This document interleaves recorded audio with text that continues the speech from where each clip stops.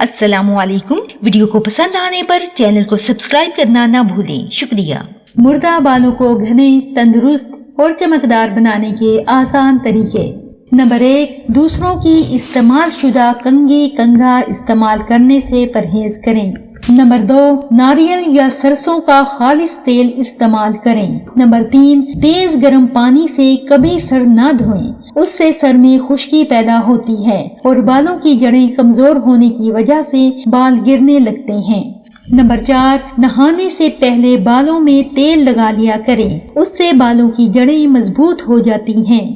Number 5, कभी कभी नीम गर्म पानी में सिरका और लीमू का अर्क मिलाकर उससे सर धो लिया करें। नंबर 6, खुश रहा करें। खुश रहने और बालों की तंदुरुस्ती का बहुत गहरा ताल्लुक है।